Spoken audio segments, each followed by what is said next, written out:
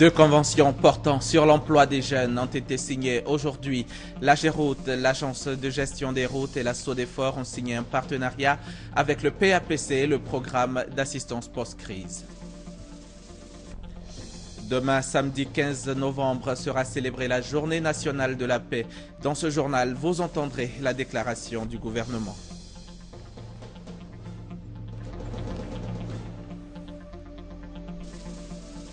Et puis, sport, football, cet après-midi, les éléphants de Côte d'Ivoire ont donné une leçon à l'équipe de Sierra Leone. Un match comptant pour les éliminatoires de la CAN 2015. Vous aurez l'occasion de savourer les 5 buts à 0 à 1 tout à l'heure en toute fin de journal. Mesdames et messieurs, bonsoir et bienvenue dans cette édition. Signature de conventions de travaux à haute intensité de main-d'œuvre. Deux conventions portant sur l'emploi des jeunes ont été signées aujourd'hui.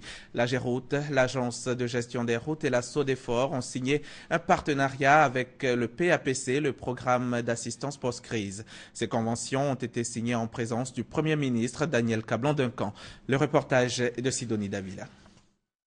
La signature de convention entre le projet d'assistance post-crise PAPC et l'Agence de gestion des routes, AGEROUTE d'une part, et la Société de développement des forêts SODEFOR et le PAPC d'autre part, marque officiellement la volonté de collaboration de ces entités. La première convention d'un montant de 3 600 millions de francs CFA, signée avec AGEROUTE, permettra l'entretien de 835 km de routes, dont 560 km de routes interurbaines, et de réduire ainsi la sécurité routière. La deuxième convention avec la SODEFOR a un coût de 487 millions de francs CFA. Elle va mettre au travail 1000 jeunes à travers l'entretien et le reboisement de 2000 hectares de forêts classées dans les départements de Djiglo, Korogo et Bouaké. Les directeurs généraux de l'AGEROUTE et de la SODEFOR ont exprimé leur intérêt pour ces projets qui renforcent leur capacité opérationnelle. La Banque mondiale, partenaire du PAPC, pour qui l'emploi des jeunes revêt une importance toute particulière, se réjouit des opportunités d'insertion offertes aux jeunes par les différents projets. Le Premier ministre, qui relève une implication satisfaisante de la Banque mondiale dans les projets à l'ordre du jour, souhaite qu'ils soient davantage soutenus. La cérémonie de ce jour est d'une haute portée sociale et économique. C'est pourquoi j'invite les autorités politiques et administratives ici présentes, en particulier les présidents des conseils régionaux et les maires des localités concernées, à se les approprier et à s'y investir pour en garantir le succès dans leurs localités respectives. La signature de ces deux conventions marque pour le projet d'assistance post-crise PAPC le démarrage de ces activités de réintégration des jeunes dans le tissu économique. Plus de 6 000 nouveaux emplois sont ainsi créés dans le cadre du projet développé avec l'AGEROUTE et 1000 autres dans celui qui a cours avec la SODEFOR. Comment impulser le développement de la Côte d'Ivoire à partir des collectivités territoriales? Le gouvernement y réfléchit. Deux instruments sont en élaboration, l'un pour le renforcement des capacités des élus et personnels territoriaux et l'autre pour le financement de l'investissement local. Une étude diagnostique a été faite. Elle a permis d'identifier les défis à relever et les axes prioritaires d'intervention. Les résultats de l'étude ont été restitués hier. C'était en présence de Kamaraté Adama et Gabriel Zani. L'État de Côte d'Ivoire ne veut pas des collectivités territoriales à la peine. Il ne veut pas non plus des collectivités en déphasage avec ses ambitions de pays émergents. Pour avoir donc des communes et régions fortes, deux instruments ont été pensés. L'un pour le renforcement des capacités techniques des élus et personnels territoriaux et l'autre pour le financement de l'investissement local. Pour Bamba Cheikh Daniel, représentant le ministre d'État, ministre de l'Intérieur et de la Sécurité Ahmed Bakayoko, à ce séminaire, les collectivités locales doivent servir de rampe de lancement au développement du pays. C'est pourquoi ces deux mécanismes se mettent en place pour favoriser leur éclosion. Quant aux élus locaux, les deux mécanismes arrivent à point nommé. Pour eux, il leur permettra d'avoir d'autres types de stratégies afin que le développement de leur collectivité soit une réalité. Les défis identifiés ont été bien débattus, si bien qu'au final, les deux instruments ont fait objet de validation par les participants à la fin des travaux.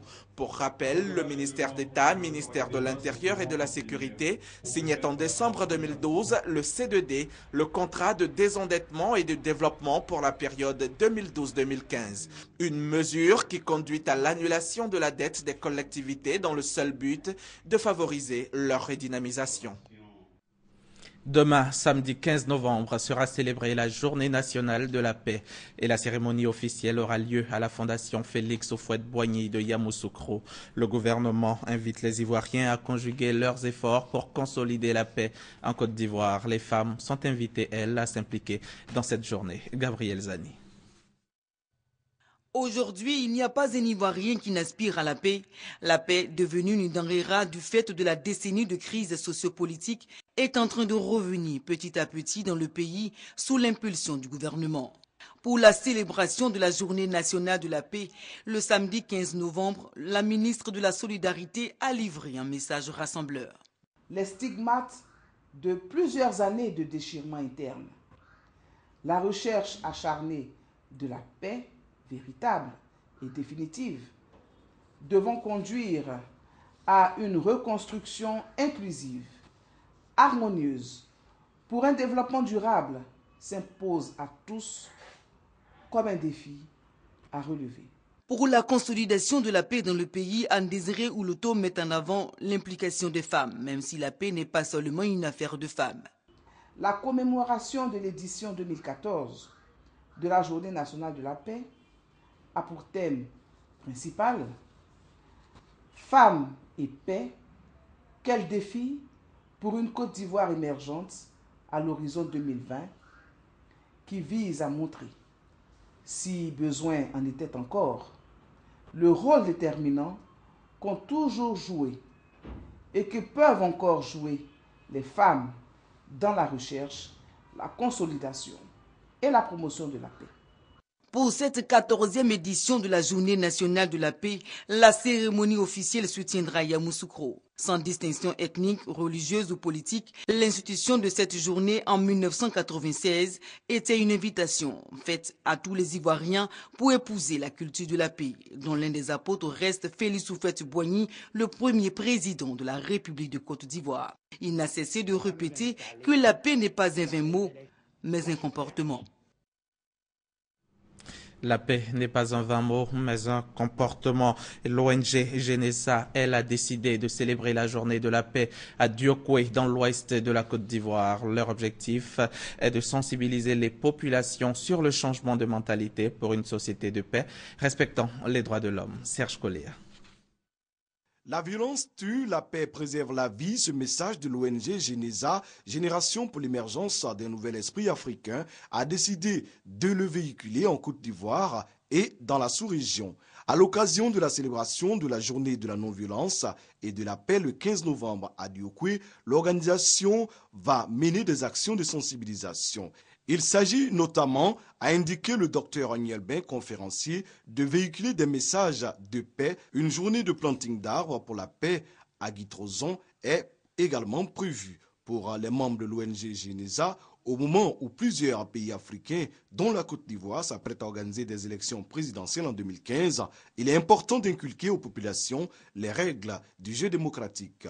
Démocratie, solidarité et développement sont les maîtres mots de l'ONG Genesa qui s'assigne comme mission la construction d'une Afrique démocratique fondée sur le respect des droits de l'homme et des citoyens africains.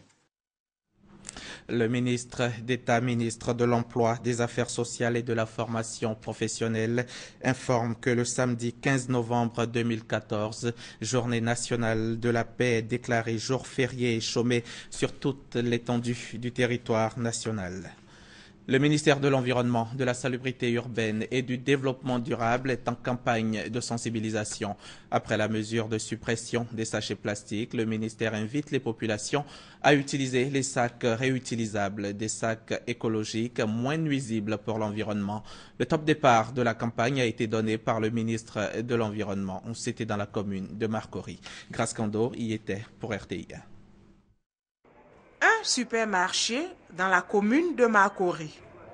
À l'intérieur, des clients venus faire des emplettes. Au lieu et place des sachets plastiques, les clients sont désormais servis dans des sacs réutilisables fabriqués localement. Les sacs sont facturés dans les achats des clients et les sacs sont à 500 francs. Ce sac peut vous servir pendant plusieurs années. Vous faites les achats, voilà, vous partez avec les achats. Quand vous revenez, quand vous avez avec le sac, quand vous revenez que vous avez oublié le sac à la maison, vous réachetez encore les sacs. Je viens d'acheter un sac biodégradable. On peut le réutiliser plusieurs fois et il protège aussi l'environnement. Le ministre de l'Environnement, de la Salubrité urbaine et du Développement durable soutient cette action. Pour Alakwadio Rémy, les sachets plastiques causent beaucoup de désagréments. Il suffit qu'il pleuve. L'eau charrie ces sachets plastiques et les endroits qui ont été nettoyés la veille redeviennent sales. Tous les ouvrages d'assainissement sont bouchés et nous sommes témoins de ce qu'est devenu la lagune suite à la destruction de ces ouvrages d'assainissement par les sachets plastiques. Je voudrais donc féliciter tous les distributeurs de Côte d'Ivoire qui nous accompagnent aujourd'hui dans cette campagne. Ces sacs réutilisables ont des retombées sur le plan économique. Pour rappel, la mesure d'interdiction de l'utilisation des sachets plastiques prise par le gouvernement est entrée dans sa phase active depuis le 8 novembre 2014. Le gouvernement lance aussi le programme national de santé scolaire et universitaire.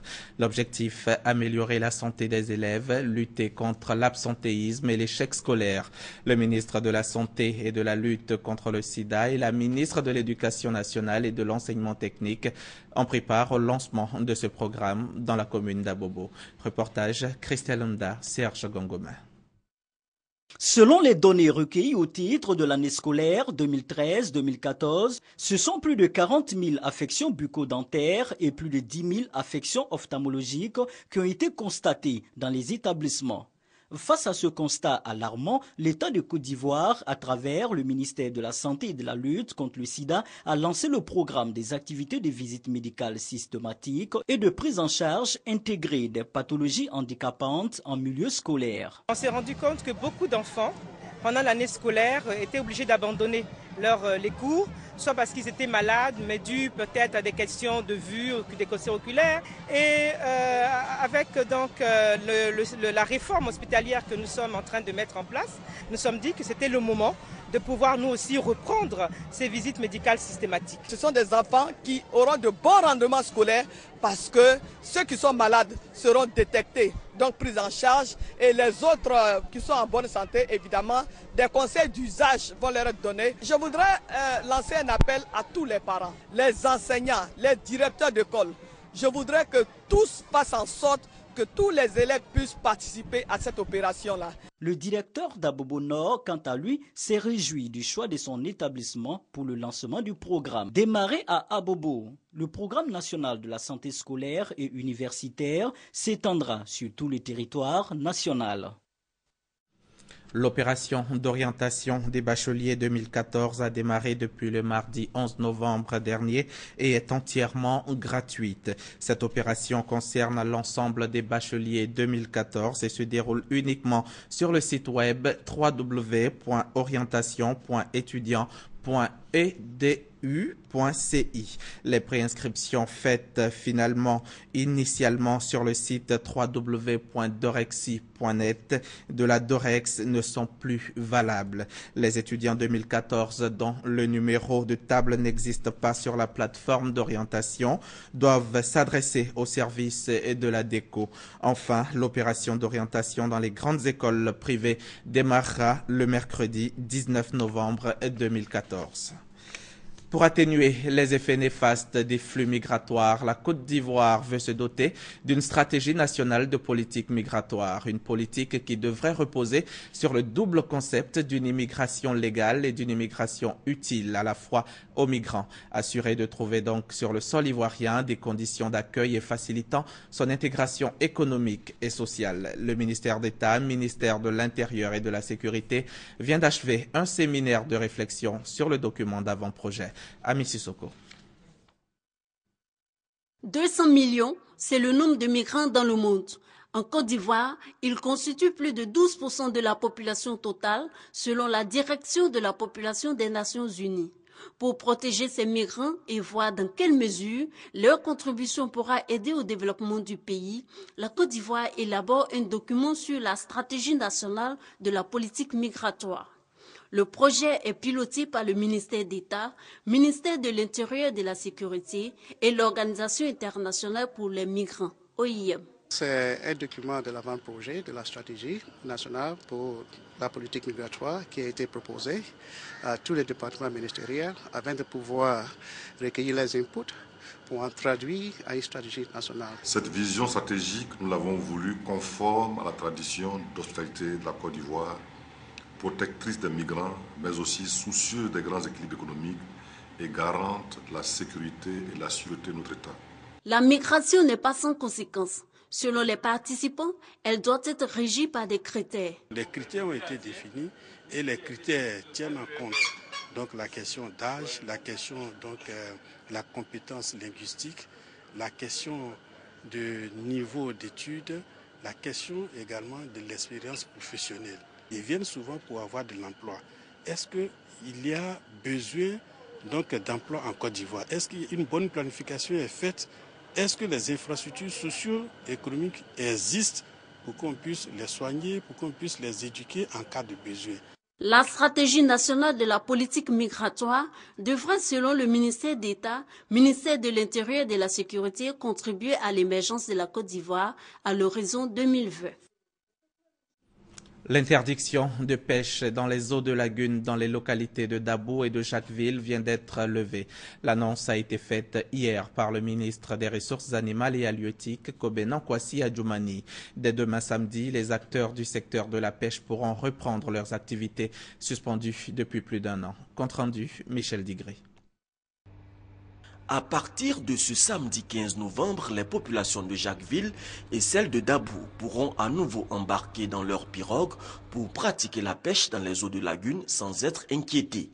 Après 18 mois d'interdiction de pêche suite à la mort massive de poissons dans ces eaux, le ministre Kobena Kwasi Adjoumani a annoncé la levée de cette mesure gouvernementale. Après 18 mois et après les analyses des eaux et poissons, nous avons compris que désormais il est possible de pêcher dans les eaux qui étaient menacées.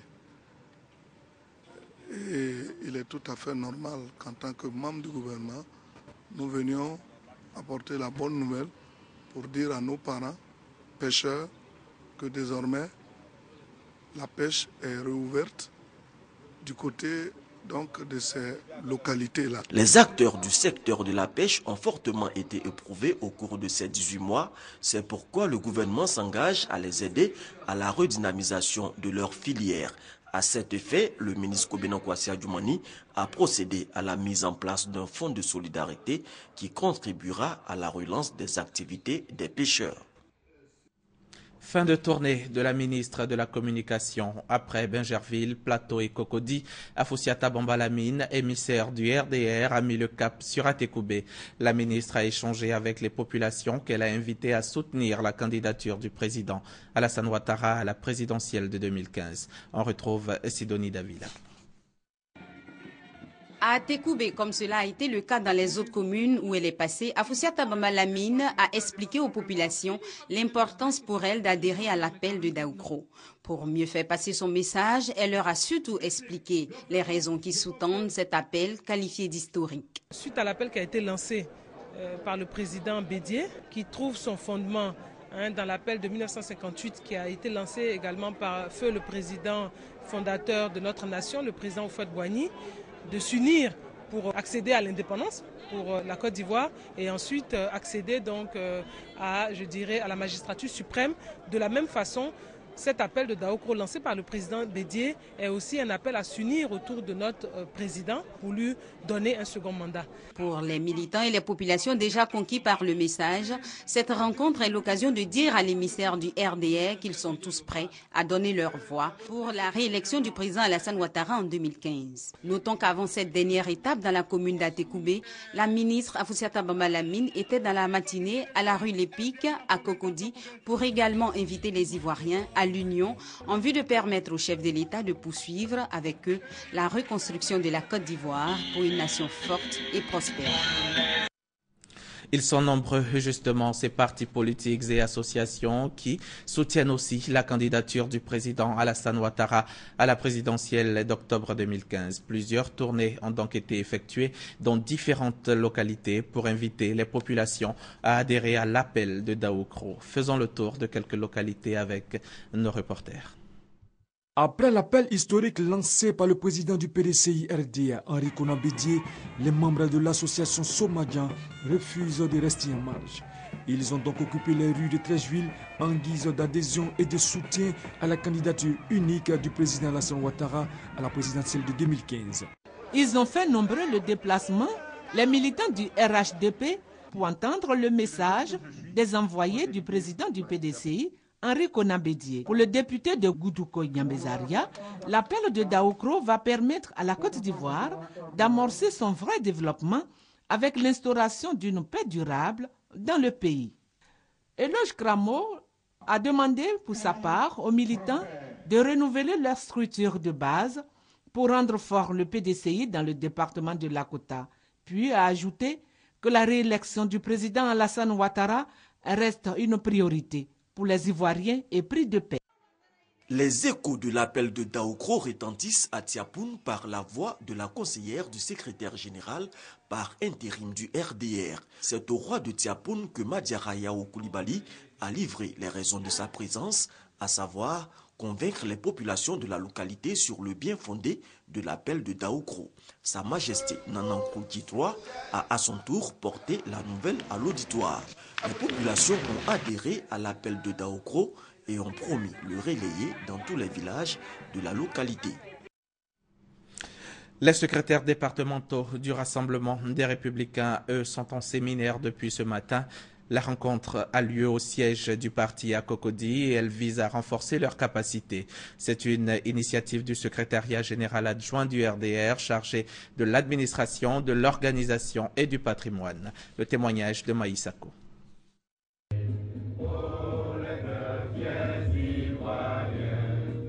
Ce séminaire vise à outiller les 126 secrétaires départementaux du Rassemblement des Républicains afin de les rendre plus efficaces dans l'accomplissement de leurs tâches sur le terrain. Les dernières élections des secrétaires départementaux ont permis le renouvellement à plus de 75% des secrétaires départementaux. Après un tel renouvellement, il faut donc leur donner les outils pour leur permettre non seulement de prendre en main la gestion du parti sur le terrain, mais surtout de procéder à la restructuration, l'actualisation des comités de base, des sections et des commissariats politiques. Positionner le RDR dans l'avenir et porter haut le flambeau du parti à l'échelle du département, telles sont les principales missions des secrétaires départementaux. Conscients de cette responsabilité, ils entendent acquérir de nouvelles compétences au sortir de la rencontre. Pour ceux qui n'ont pas pu participer aux activités du parti depuis la création, eux, ils vont venir apprendre. Pour nous autres, depuis 1994 qui sommes dedans, on va encore renforcer le peu qu'on a appris et ça va nous aider à redynamiser, à renforcer la base du parti. Au niveau même de nos bases, il faut savoir que les populations attendent beaucoup et cette nouvelle dynamique entamée par le parti nous permettra de rassembler nos militants. À côté des feuilles de route qui leur seront données au cours du séminaire, les secrétaires départementaux devront également amplifier l'appel de Daokro dans leurs zones respectives en vue de garantir la victoire au président Alassane Ouattara à la présidentielle de 2015. Reportage signé Geneviève Soro et Maï Sako. Moment d'émotion et de souvenir cet après-midi au cimetière de Williamsville. L'écrivain Amadou Kourouma, décédé à Lyon en France le 11 décembre 2003, y a été inhumé, 11 ans donc après son décès. Tous étaient là, parents, autorités, amis et collègues, pour rendre un dernier hommage à l'illustre disparu. Koné Pargassoro. Ivo Sepp à Trècheville, il est 10 heures. Ici, parents, autorités, amis, collègues, guides religieux, élèves, tous venus rendre un dernier hommage à l'écrivain enseignant-chercheur Amadou Kourouma.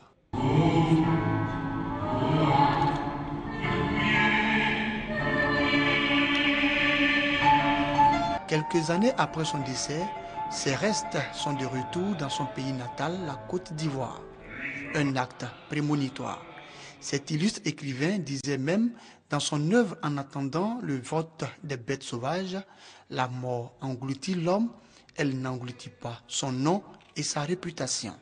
Un nom et une réputation reconnus par la nation. La nation reconnaissante sait célébrer ses enfants. La nation le fait pour l'écrivain Amadou Kourouma. C'est donc à juste titre que l'État de Côte d'Ivoire lui décerne une ultime décoration. En plus des décorations reçues de son vivant, Amadou Kourouma a été fait grand officier de l'Ordre national à titre posthume par la grande chancelière de l'Ordre national, Henriette Dagri-Diabaté. Après les hommages, direction le cimetière de Williamsville dans la commune d'Adjamé. Là, les restes d'Amadou Kourouma sont inhumés. 11 ans après, l'émotion est toujours grande. L'époux, le père, le grand-père, le collègue, en somme, l'écrivain Amadou Kourouma, par laissant derrière lui une femme, 4 enfants et 2 petits-enfants.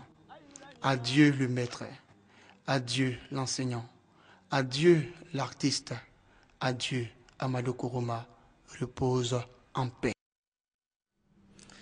Adieu l'artiste, adieu Amadou Kourouma qui, vous le savez, est né en 1927 à Boundiali dans le nord-est de la Côte d'Ivoire. Il a publié plusieurs œuvres littéraires dont l'une des plus connues reste Les Soleils des Indépendances. On reste avec Koné Pargassoro. Il revient sur le parcours littéraire et professionnel du célèbre écrivain.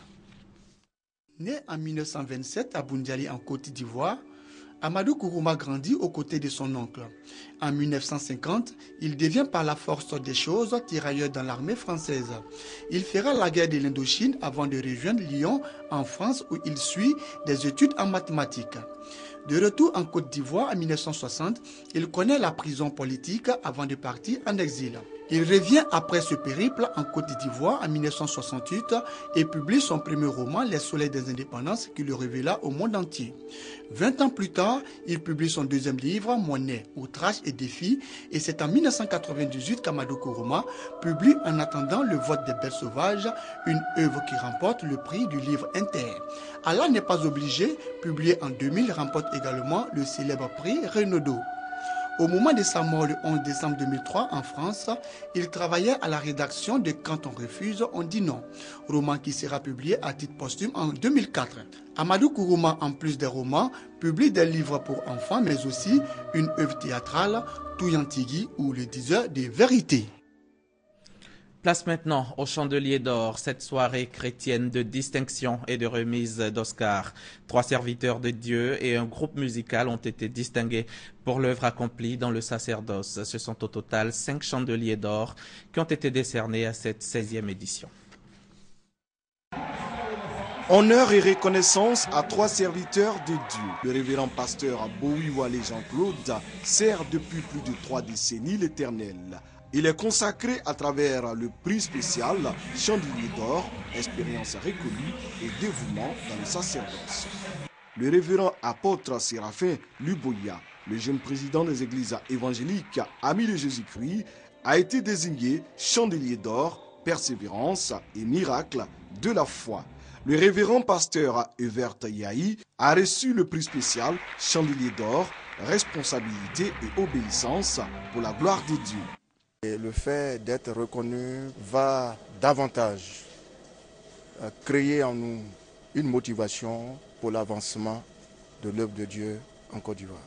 Pour Yves Djiké du groupe Emmanuel Presse, l'engagement constant dans l'œuvre de l'Éternel, la longévité dans le sacerdoce et surtout le dévouement et l'influence positive de ces guides religieux sur le peuple de Dieu ont motivé le choix du groupe Emmanuel Presse. Des serviteurs de Dieu qui sont cachés dans l'ombre, mais que nous avons besoin de révéler à la face de la nation ivoirienne et du monde afin que leur exemple serve.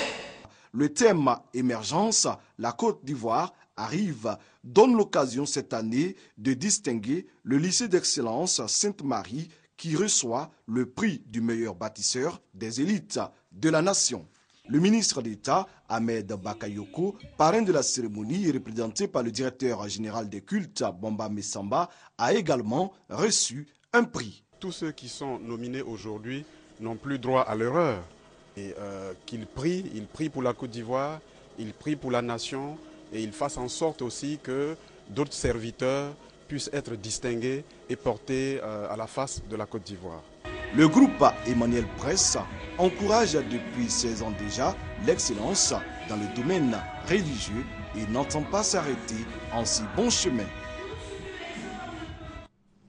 5-1. Les éléphants de Côte d'Ivoire ont littéralement écrasé l'équipe nationale de Sierra Leone. C'était cet après-midi au stade Félix Houphouët-Boigny d'Abidjan. Match comptant pour la 5e journée des éliminatoires de la CAN 2015. Regardez. Les éléphants retrouvent la pelouse du stade Houphouët-Boigny avec la ferme intention de se relancer dans la course à la CAN 2015 après la défaite à domicile face à la RD Congo. Rappelé au sein du groupe, Habib Kolo Touré montre rapidement le chemin à suivre aux plus jeunes, 1-0. Curieusement, ce but intervenu très tôt ne libère pas les éléphants qui concèdent l'égalisation avant la fin de la première période. Après le repos, les Ivoiriens retrouvent leur inspiration de début de partie. Geoffroy Sérédier, l'homme du match, fait des merveilles au milieu de terrain. Salomon Kalou donne l'avantage aux éléphants. Il est imité par Max-Alain Gradel, puis par Gervais Kwasi-Yao. Salomon Kalou réussit le doublé et clôt la marque à 5-1. Avec cette large victoire, les éléphants de Côte d'Ivoire ont dorénavant leur destin entre les mains en attendant le dernier match du groupe D le mercredi 19 octobre 2014 face au Cameroun. Les éléphants n'avaient donc pas droit à l'erreur. Ils seront face aux lions indomptables du Cameroun le mercredi prochain, 19 novembre. Match décisif donc pour le sélectionneur Hervé Renard et ses poulains. Fin de ce journal. Prochaine session de l'actualité demain 6h30. D'ici là, portez-vous bien et restez sur la chaîne qui rassemble.